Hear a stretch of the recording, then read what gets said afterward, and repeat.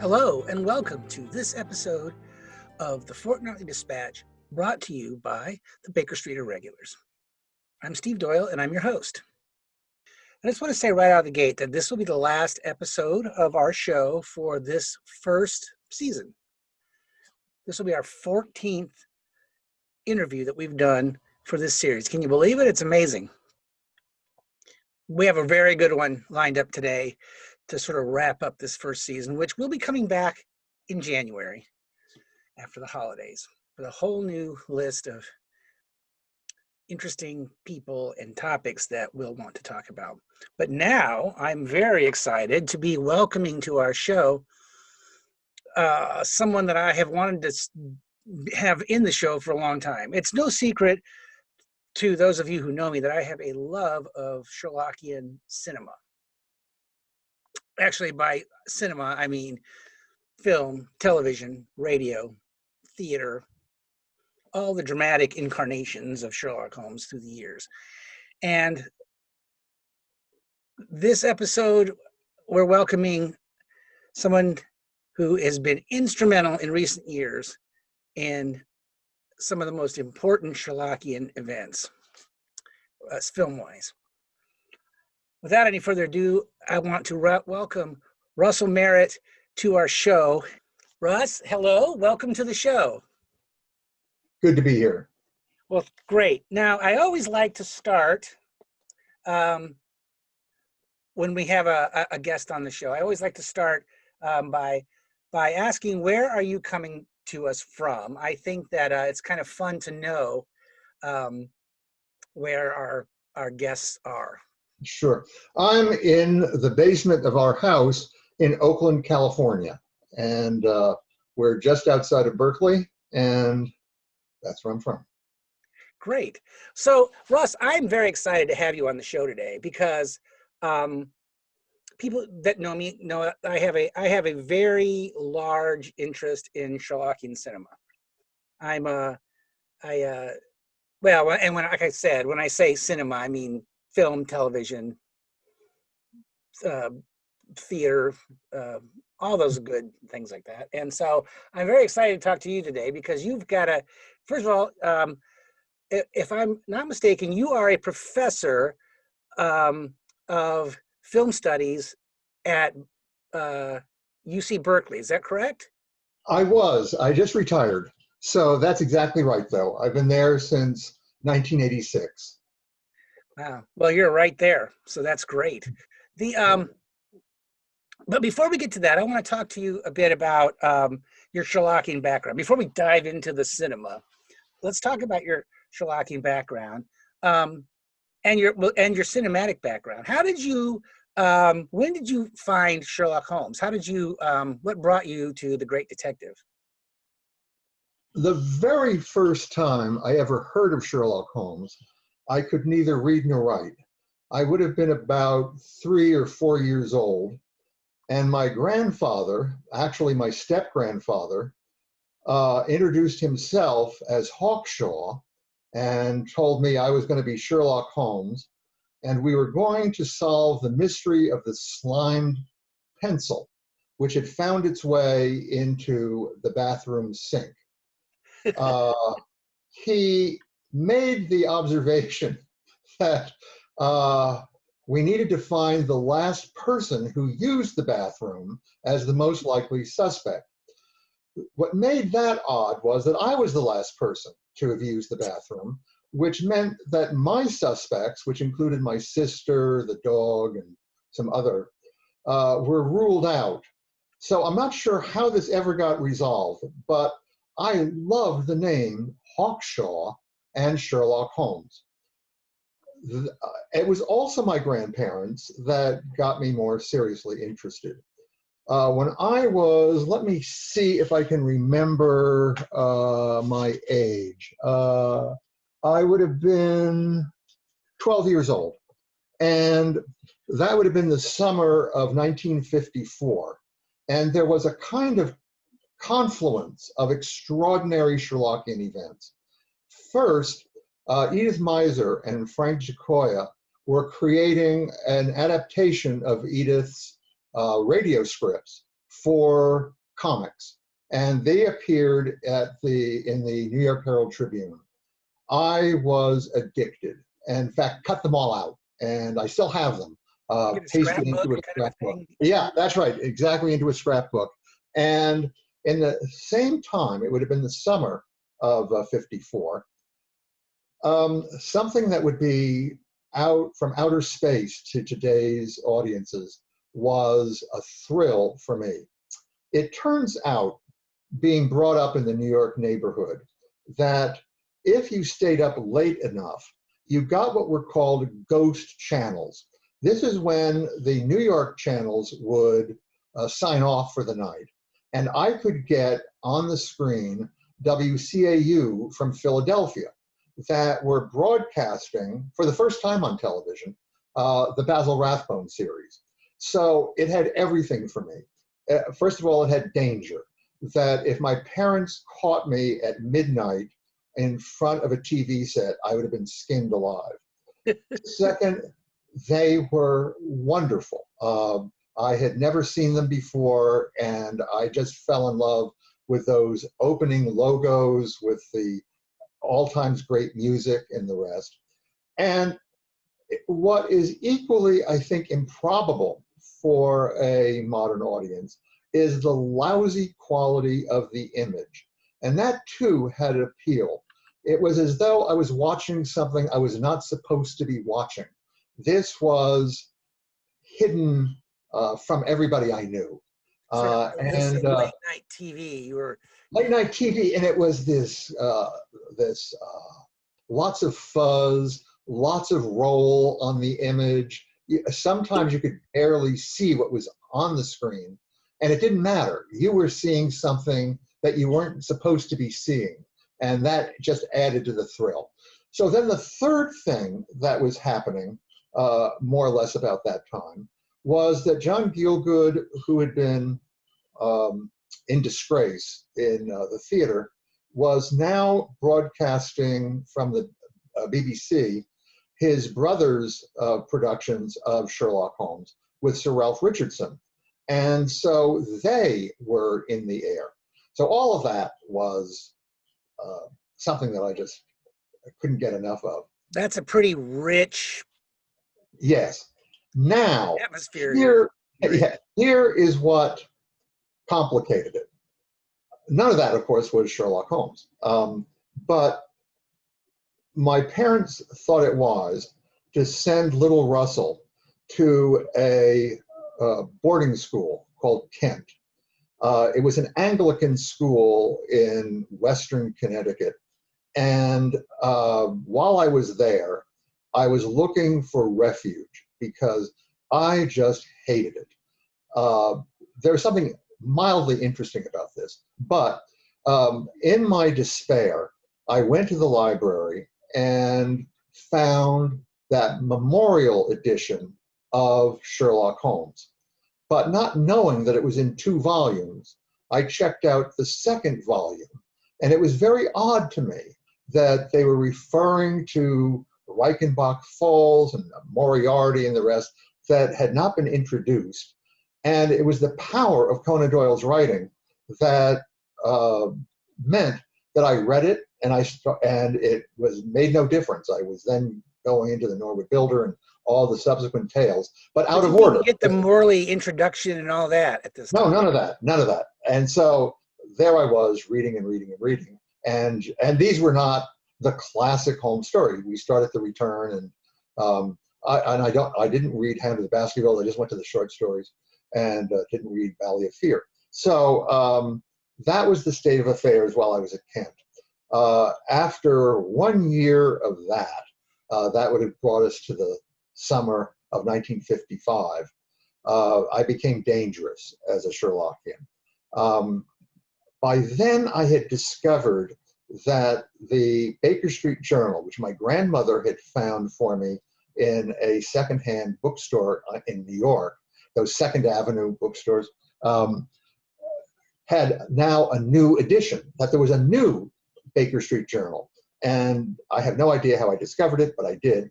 And in the Baker Street Journal, I discovered that Harold Wilmerding Bell's collection of Sherlock Holmes had just been archived and made available. So that when my father went on a business trip up to Boston, I asked him to take me along, and he did what he did and parked me at the Rare Book Library at Harvard. And it was a new world. I mean, all those Colliers and Hearsts and original editions, the correspondence between Bell and Starrett. How And old were you at this point? let's see, at that point, I would have been 15 going on 16. And but here is my one claim, and maybe only claim to fame. Among the things that Bell had was the Beaton's Christmas Annual of Study in Scarlet, which I hadn't gotten to yet. I was still on that second volume. So I am the last person alive, I believe, to have read for the first time Study in Scarlet in the Beaton Christmas Annual. And the reason for bragging about that is that it was a world that made me realize that there was more I didn't know than I did know.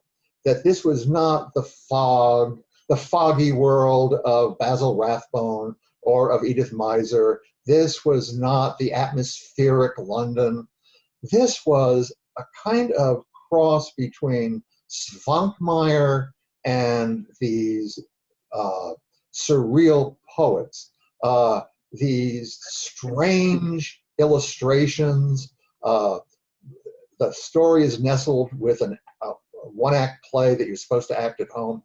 This was goddamn strange, and and that was the atmosphere in which I was introduced to Study in Scarlet, and I discovered that Edgar W. Smith was a real person, and at that point there had been a program on Odyssey devoted entirely to the Baker Street Irregulars and to this half-hour dramatization of Red-Headed League.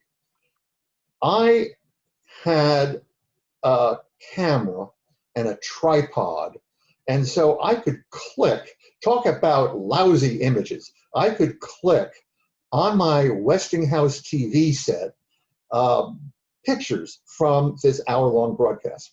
And I figured Edgar W. Smith, and I was looking up Morristown, New Jersey, might be interested in these. So I wrote to him and enclosed these photos. And he just wrote, "What you have come to expect from Edgar W. Smith." Just the most gracious, kindest letter. And so I said, that's all I need. I'm cutting school, and I'm going to go visit him in Morristown. And we just had the most enchanted afternoon. I had sort of passed the entrance exam, and so I got an invitation to come to the first of my Baker Street Irregular meetings. Now, what year did you first go to the dinner? That would have been January 7th, 1957. I'm sorry, 1958. 1958. And the same year that Peter Blau went to his first dinner. In fact, we sat next to each other. And we were the punks. They were called neophytes because we're in a very elegant world. But we were at it's a horseshoe table. We were at the far end of the horseshoe. But we had great company. Guy Rowe, the illustrator for Time magazine. Oh, there were just wonderful people down there. But you could barely see through the smoke from the cigarettes what was the head table. And there they were, the great men. One of my very important friends was Nathan Bengus. And he was wonderful. He was a Latin high school teacher. Try and find a Latin high school teacher these days. But he was so supportive and so encouraging, as was Jim Keddy. And someone very names nowadays. I mean, these guys are. Yeah. Well, to me, they were, I wouldn't say they were mentors, but they were people I very much respected and looked up to. And they were so friendly to this little kid. And then one of my best friends, Chris Steinbrunner, was the other person who more than the others, just got me through these channels. Uh, I was constantly cutting school. That's one reason I got sent away to school, but it was too late. And so I would go to the Silver Blaze races, and you'd meet more incredible people and have to get my grandmother to write me an excuse. So that's how that is a very, very long answer to a very simple question. But so that went on for 4 years, just going to the BSI dinners and corresponding with Edgar. I believe I'm the last person to get an investiture with his signature on it. And Wow. so that would have been in 1960. And So your investiture name, if I do my just the tiniest bit of homework on you, was the Trepoff murder case, right? that's exactly true. The Chekhov murder. Yep. Yeah. And So this is a good segue. So you're active in the BSI, but you're also, you know, first of all, those are incredible memories. That's amazing to hear those stories from that era of the BSI. But let's kind of pivot into Sherlockian cinema. Let's talk about your professional life. You are or were a recently retired professor of film studies. that's right. And did you always have an interest in cinema? And and did it perhaps come from the ghost images of the movies late at night that you were watching on television? I mean, where did that come from? And how did The Sherlock Holmes films were part of a kind of suite of films that I was introduced to on television. And that was my college, my university, my PhD. It's just watching these films in the 50s on television. There was an extraordinary program called Million Dollar Movie, which would show the same film, let's see, 9 times a week. No, I'm sorry, I'll take that back. They showed it 2 times a day for 5 days, so that's 10, plus 3 times a day on Saturday and Sunday, so 16 times a week. And if you wanted to study Citizen Kane, that was the way to do it, with some problems. First of all, it had to be reduced to an hour. So you got a kind of rough draft of these films, and they were interrupted by commercials, and they were cropped, which meant that you couldn't see what was on the margins of the frame. Not perfect as an introduction to these films, but if you stayed up till 1 or 2 in the morning, you got what was called the Late Late Show, and they would show them without commercials and without interruption, and they would show the whole thing. And again, there's a Sherlockian connection of sorts. I was addicted to film, and Chris Steinbrunner introduced me to one of the great gurus of silent film. His name was William K. Everson, and he had something called the Theater Huff Memorial Film Society. And this was a ragtime group meeting maybe once a month in New York. And it would be like wandering gypsies. We'd be at the one venue 1 week, another the other. And that was my introduction to silent film.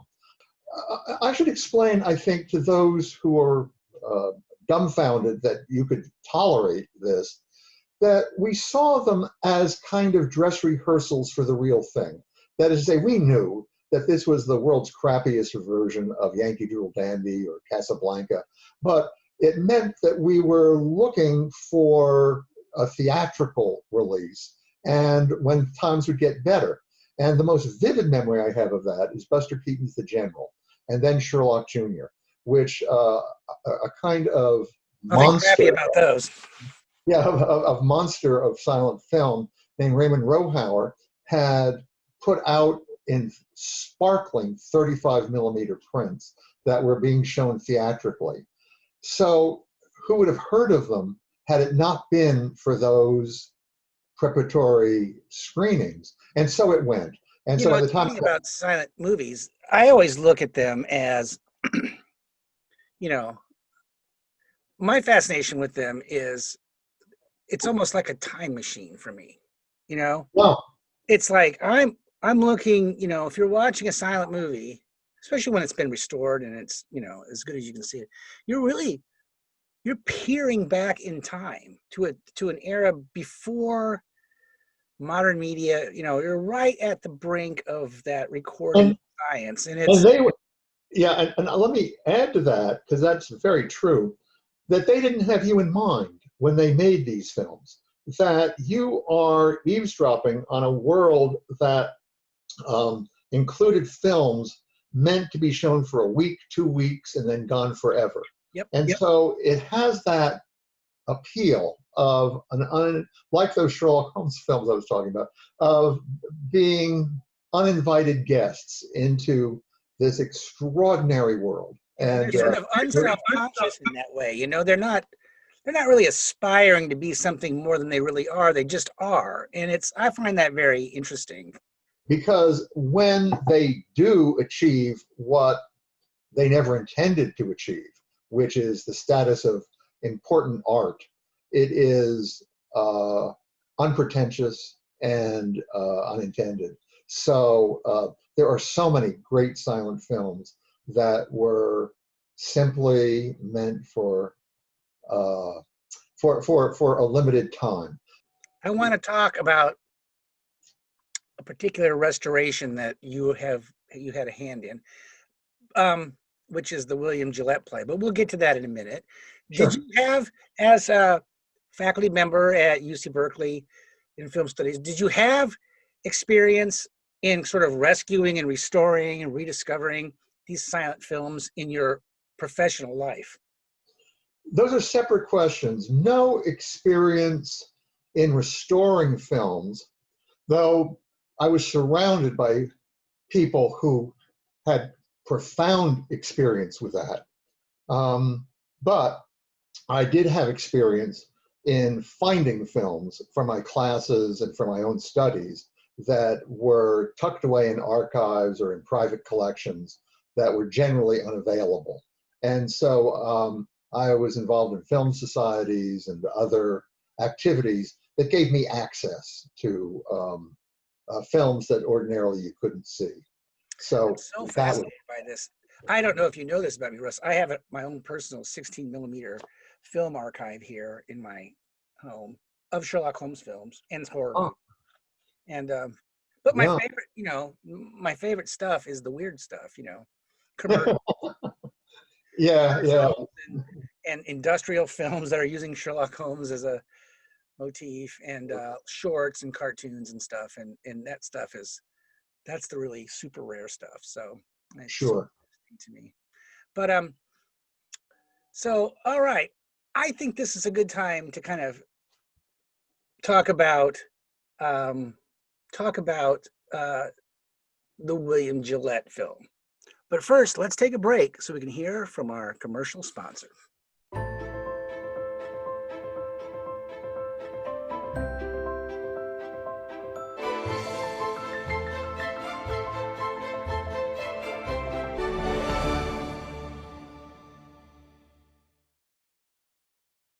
We're back.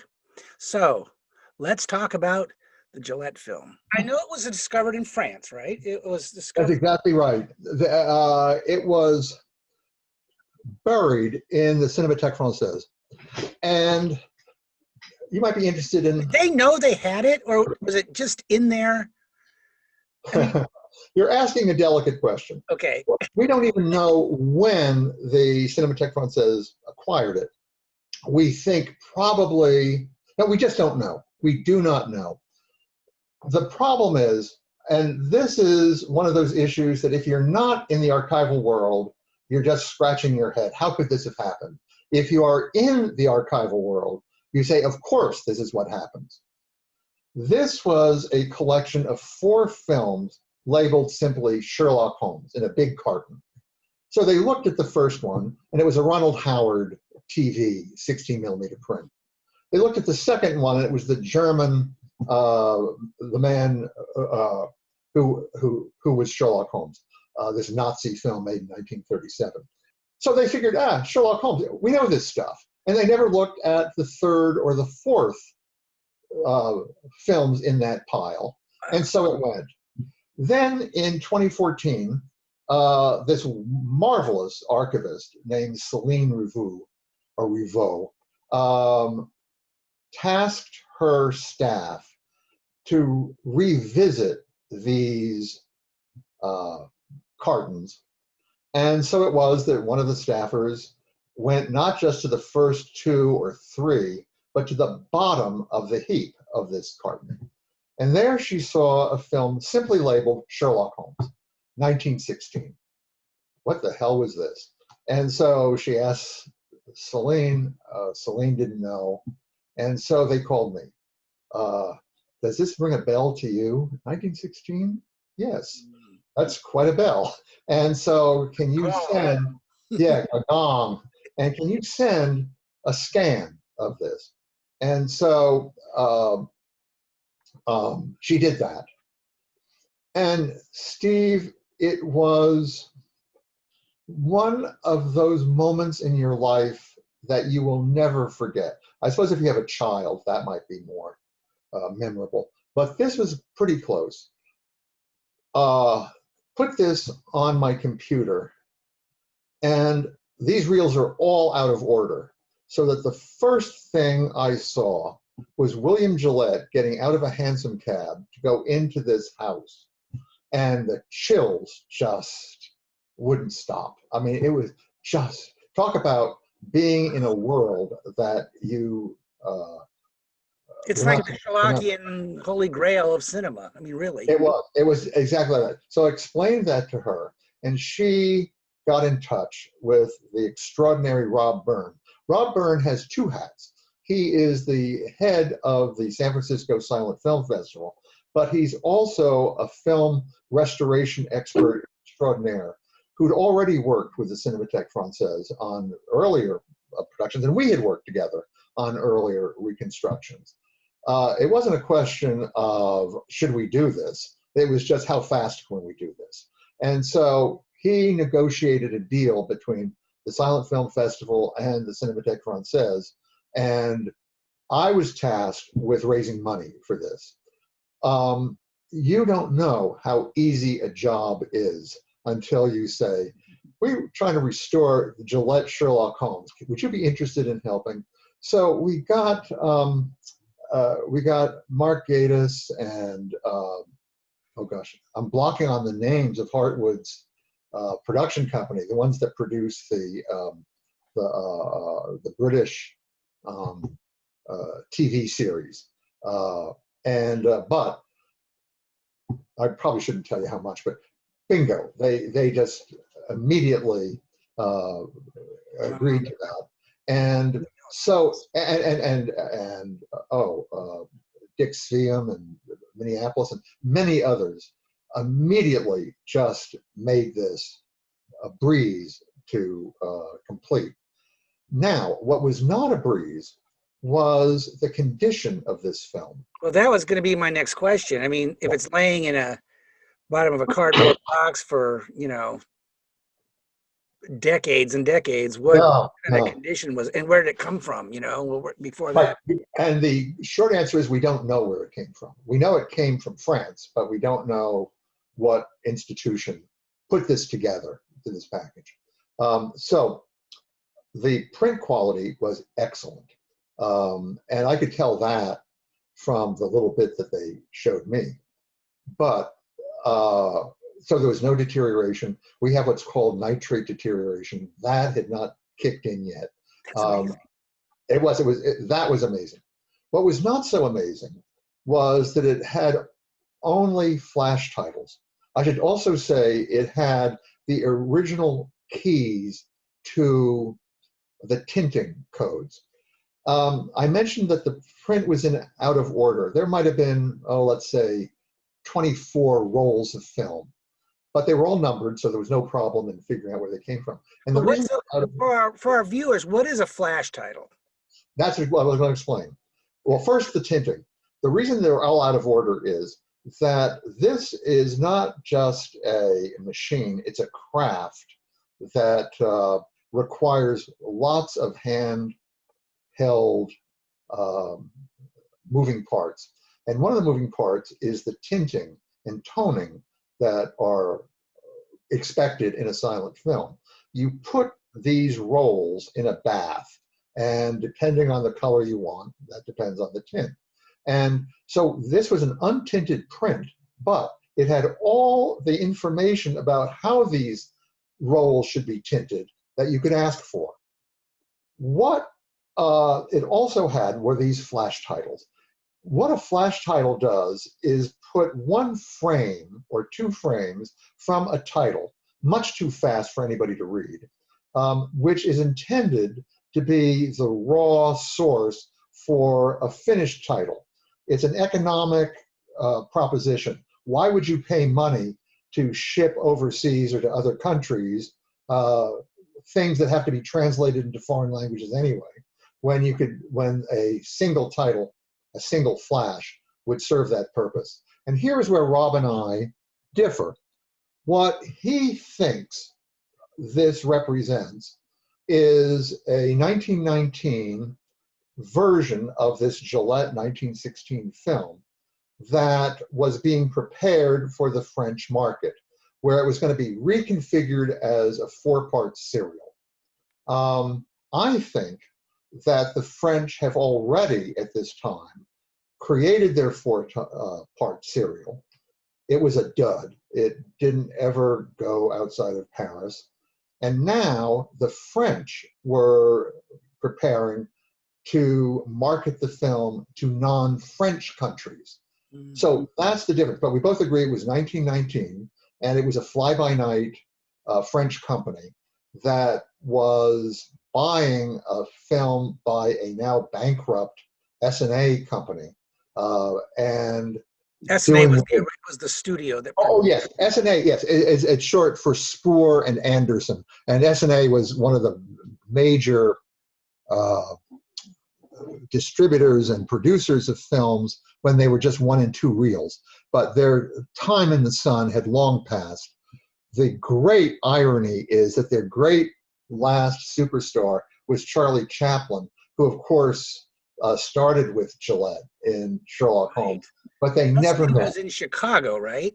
They were, and Chaplin made his films in Chicago and in around the corner from me in Niles, California. But the two never met. The timing was just off. Chaplin had just left S&A, and Gillette was coming in, making the last feature film that made any money in the United States, and as I say, none at all overseas. So that's what we were given. And flash titles, and the bad news is incompetent translations. Translations from someone who'd never heard of Sherlock Holmes, never heard of Arthur Conan Doyle, and just simply went crazy trying to make sense of all this. And so he gets Watson's name wrong.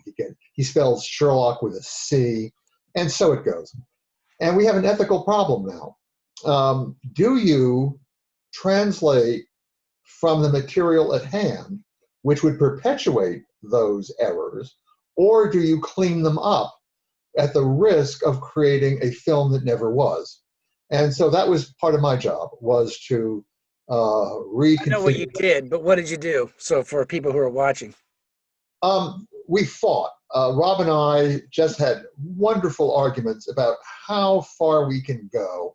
So there was no question but that, since you don't want to offend an audience, so since nobody calls Sherlock Sherlock except his brother, it doesn't do to have Moriarty to say "à toi, Sherlock" as he's trying to shoot him.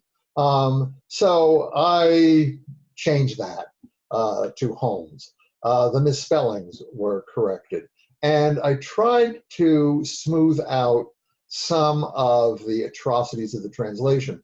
The argument being, since we don't have the script for the original 1916 film, just this French butchery, that there's not as much at stake in adapting as there would be if this were an original French film and you now wanted to translate for an American audience. I mean, it's not the original film, right? So no, and we have the Gillette. We have the script for the Gillette play. We have Conan Doyle's conversation. So I mainly tried to incorporate that language, that tone into this to this production. And it's not for me to say how well it went, but I was satisfied with this. And but those were challenging decisions. So anyway, we all put it together, and we had this grand premiere in Paris, and then it came to San Francisco, and we had people coming in literally from all over the world. I know. It was at the let me see here. I've got this. That's the one. That's at the Castro. The San Francisco Silent Film Festival. It was which Rob heads, and quite a and we have those essays in there, and oh yeah, there you go. Gorgeous. Yes.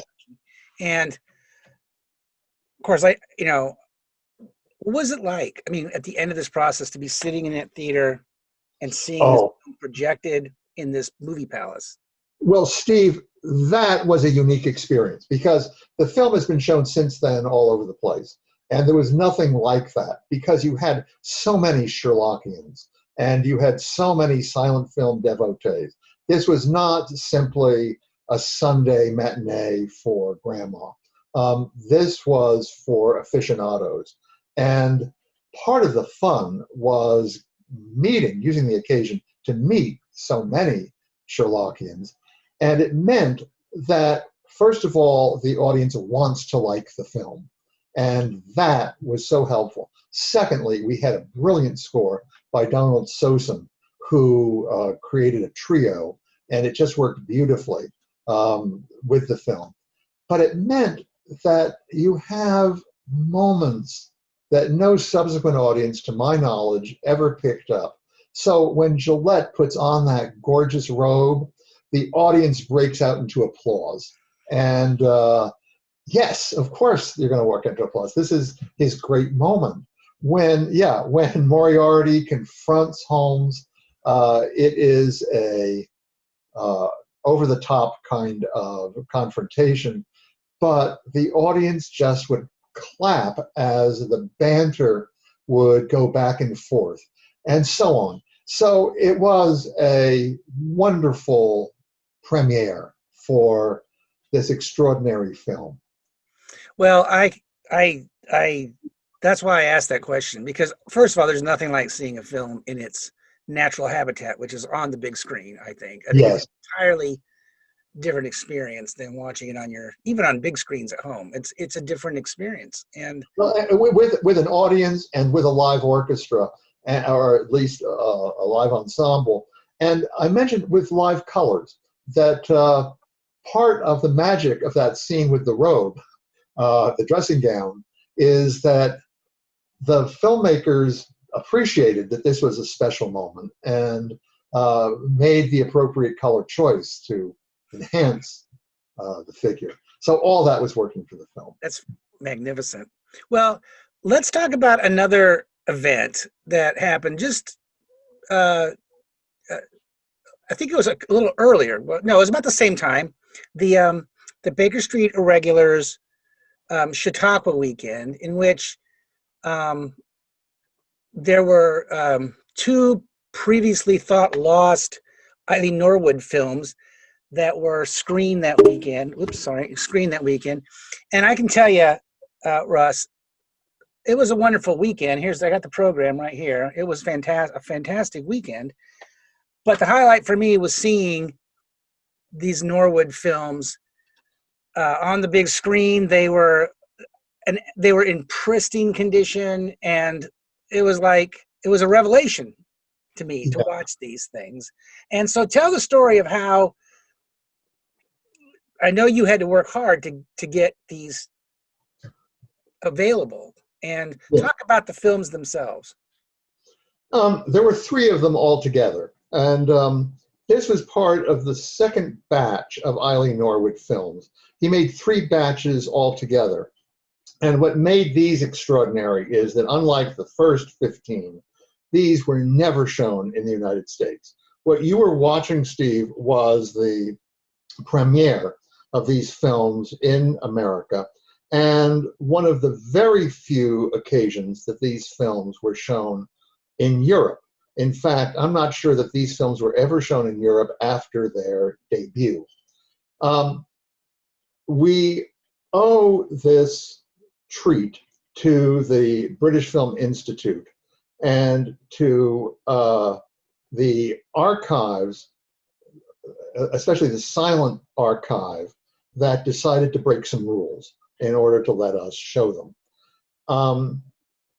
These are the target of a complicated legal transaction. The British Film Institute was donated the Norwood films, the best series the silent era ever produced. No doubt about it. Yeah. Fantastic. So they donated this lock, stock, and barrel in the late 1930s. And so the BFI assumed it had complete control over what they possessed.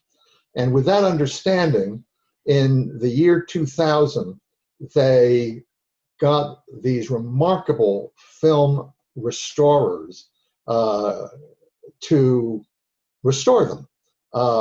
They were in pristine condition visually, but some had German titles, some had Flash titles. They needed work. And so the 15 titles were completed. And then they got the word that Andrew Lloyd Webber bought the Stoll company for the theaters. That among the things that Sir Oswald Stoll had invested in is a suite of prestige West End theaters. And Andrew Lloyd Webber wanted them in order to get out from under the thumb of the Robert Stigwood organization, so he could have theaters of his own for all his musicals. He had no idea that Stoll had made movies. And it was only when an associate went through this very thick contract that they noticed on page, let's say, 792, that there is a list of films featuring Sherlock Holmes, Dr. Fu Manchu, and a bunch of others. And the associate, named Austin Shaw, thought, oh, this has possibilities. I can market these in my spin-off organization, which specializes in, how would you call these?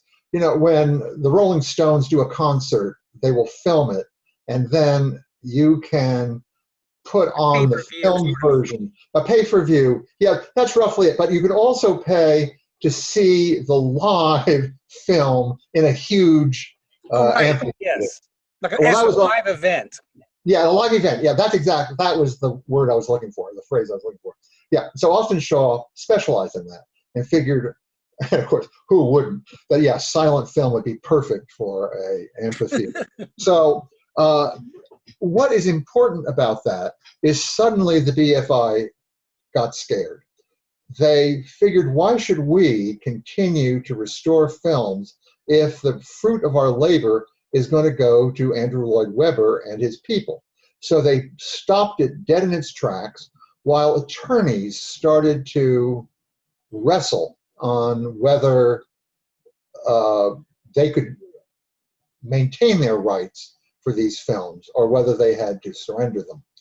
And so that was what we were caught up in when we started negotiating with the BFI to see whether we could borrow these films that were mainly frozen out of public view.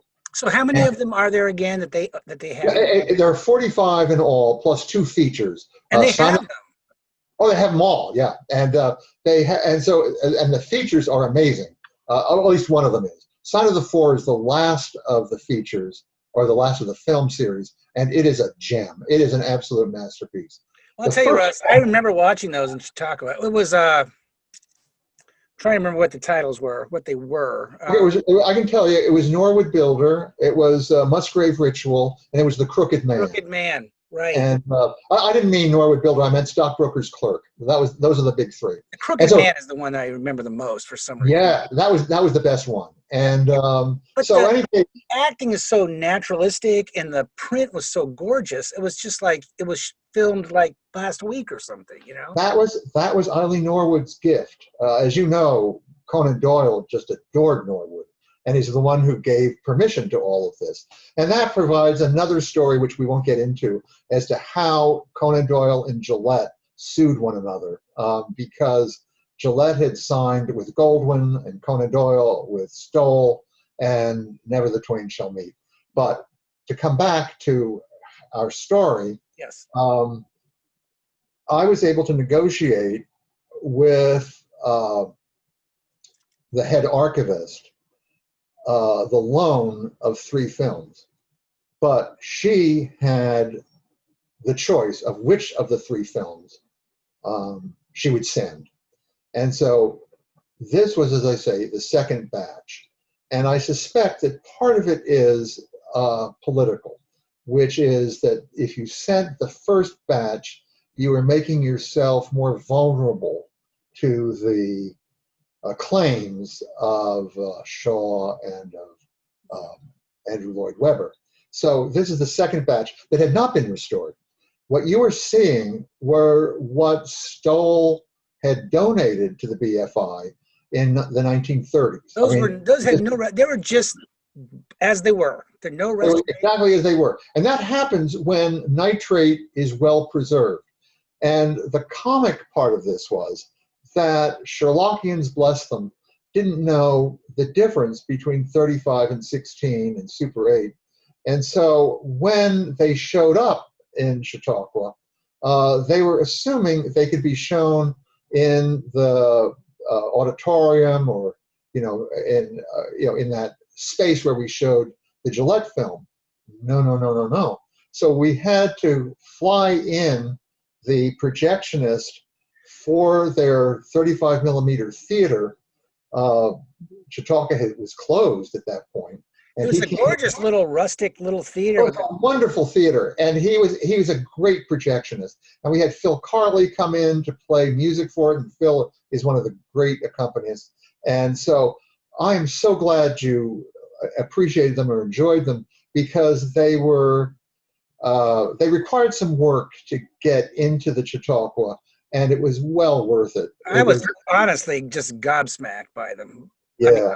I had, by this time I had seen the Gillette film and loved it. But it was these things, not only, they weren't lost in the sense that the Gillette film was lost, but nobody could see them. And suddenly there they were. And you go your whole adult life seeing photographs of Norwood or some grainy video transfers on YouTube or something. And then here it is. Well, yeah, and you can see what all the shouting's about. Yeah, you sure can. It was quite a moment. Well, Russ, believe it or not, we could go another hour, I think, but we are at the end of our time, alas. Sure. So I'm very grateful for you to be on the show. And I guess my last question is, what are the odds of getting these Norwood films on DVD? We're working on it. Okay. That's good. That's a nice note to end on, everybody. Yeah, great. Well, Russ, take care. Stay safe. I look forward to seeing you again sooner than later in person. Yes. And thank you for inviting me. This has been a pleasure. This has been a treat, and I'm so grateful. So take care, and we'll see you soon. Sure will. Bye-bye. Bye-bye. That's it for this episode and season of the Fortnightly Dispatch, brought to you by the Baker Street Irregulars. We're going to take a break, as I mentioned at the top of the show. Over the holidays, we've done 14 shows. It's amazing. We will be back in January with a whole new slate of terrific guests to talk to in the coming year. Until then, I want to express sincere gratitude for all the viewers, all our subscribers. We have picked up so many subscribers to our YouTube channel, and we get so many generous and just beautiful comments, and very grateful. we're excited because we think that this podcast has had a real benefit to our Sherlockian community. At least we hope so. And so we'll be back. Until then, I want you all to have a great, beautiful holiday season and take care. And we'll see you in 2021.